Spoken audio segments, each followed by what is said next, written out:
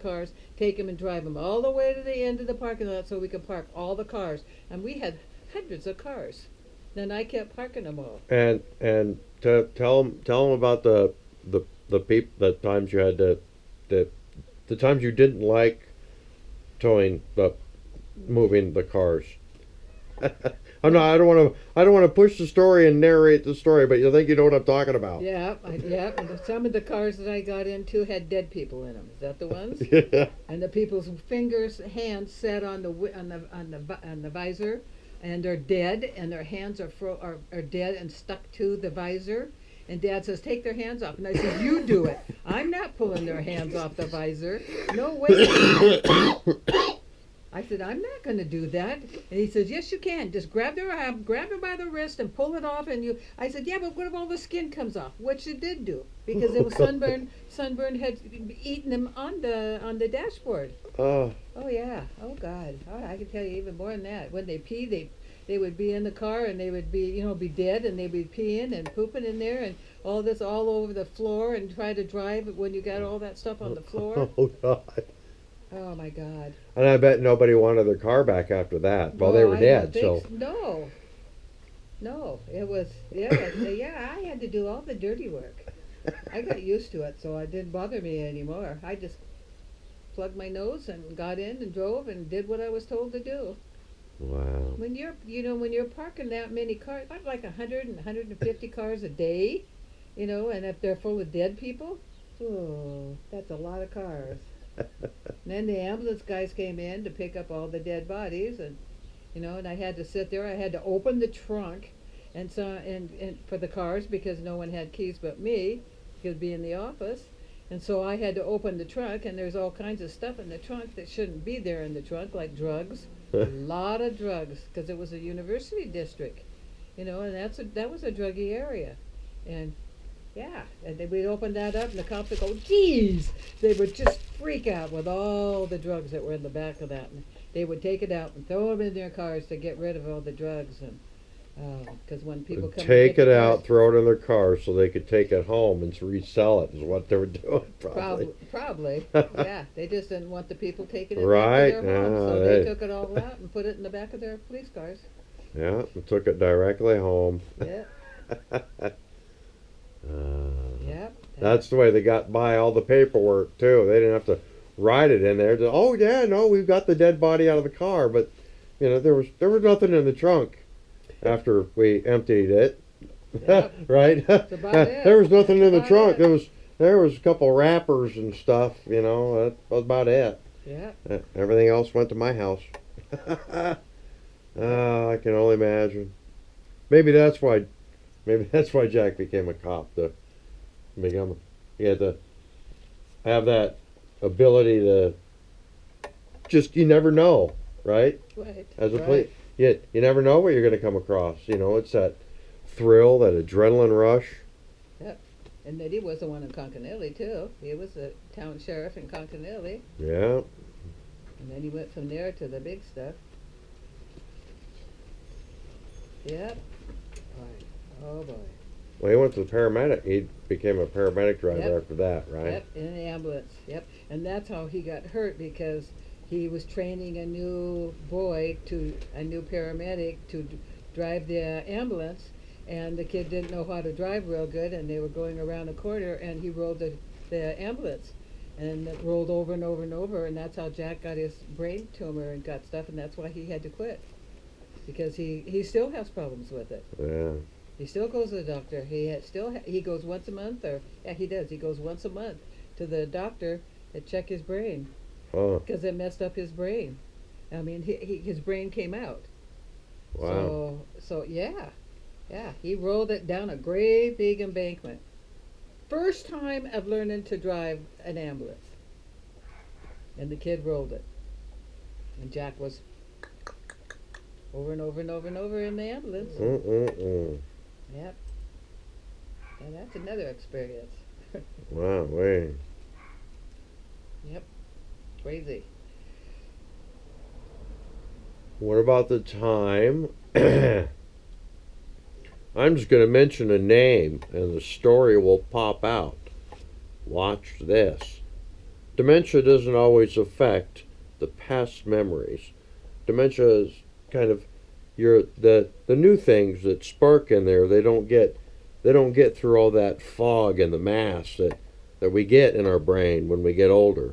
That gray matter, right? It's not gray matter anymore. It's white. It turns white matter, so it doesn't transmit the neurons. It doesn't make things twitch as fast as they should. Johnny Paycheck. What about him? What happened when you went to go see Johnny Paycheck? The concert. I don't remember. Oh. Okay, so there was, yeah. Tonasket, Washington. Crumbacher Estates, you went to go see a concert with Johnny Paycheck. Yeah, I remember going to that. But Yeah. And And the then car. and then in the middle of the concert, crazy Uncle Todd came in and told you what? Oh, you rolled my car. Took my car and drove it and rolled it. Yeah, coming up, seven devils. Oh my God. Yes. What a shock that was. Yeah, there went my new car. Actually, it wasn't Seven Devils. It was, I think it was going to a party. My friend called me and asked if I wanted to go to a party, and I said, "Mom's at a concert, and I can go get in the car and come and hang out for an hour or so, and then come back. She won't ever know I was gone." Yeah, well, guess what? It didn't work out that way. Nope. You always get caught when you do Right, something yeah. Satan, go, yeah, get right on it there, big boy. Yeah, you'll get caught. You went through Bernie's fence. No, That's another time you went into his. that must have been Dan. Oh, Danny did that? Well, I know Dan went off Seven Devils. Yeah. But Dan is my brother. He's 7 years older than I am. And his first accident was going off seven devils, Yes. and he rolled. What was it? A truck, or was it Uncle Jack's Z28? Or I don't remember what car it was, but he did work. He did Right. do that. But I don't remember which one. Down at Bernie's, he went through Bernie's fence.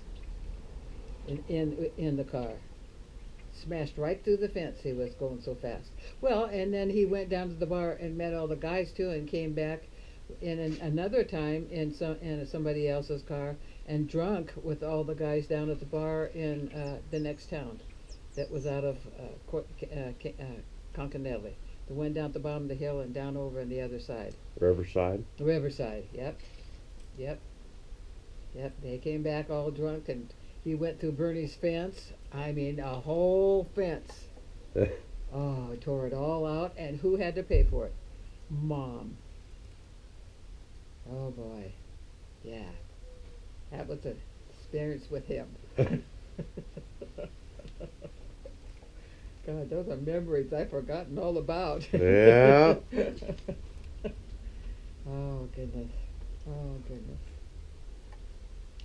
Oh well. That's the joy of raising kids. What do? You can't expect them to be perfect their whole life. Don't work out that way. Well, You'd have a boring life if you did. yeah, that's the reason why we make mistakes, so we can learn how not to do stuff. Yep. Exactly.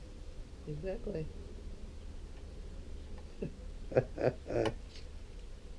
Well, you learned how to shoot pool, though, and was a good pool player, that's for sure. You made good money. I didn't have to pay any allowance. You guys made so much money. You made more than I did in tips. Boy.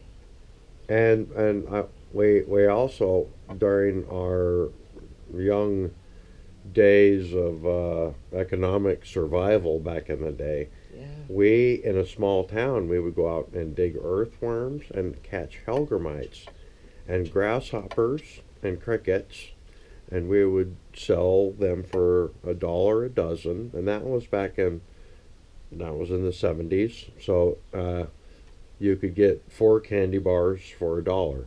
So it it was pretty profitable going out and just turning over a log and, oh look, there's 4 candy bars right there, and just throw them into a thing and take them to the local fisherman. Louie lived down on the corner down there, right around Lower Lake. He'd buy them right off your hands every time. You could have put a sign on your bicycle riding through the state park. You got fresh night crawlers and crickets and all that stuff for sale for $1 a dozen. They'd be chasing you down. Yeah. You knew how to make money. Yeah. Oh, goodness. Oh, goodness. Good old days. I miss up there. I really do miss it up there. Yeah.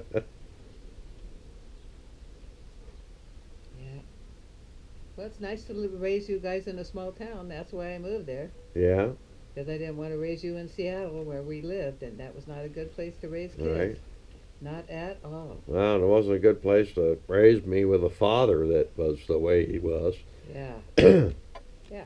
Well, the neighbors, when we lived in the house on the corner there, and the kids in the block were bad. They would come up and grab a hold of you and take your hair and take your head and hit on the cement on the walkway on the street and bang your head on it. And I'd come out jumping, and I come out and grabbed them and threw them down on the cement, and I started banging their heads against the sidewalk because they were banging your head against the sidewalk. Wow. I was so mad. So mad. Their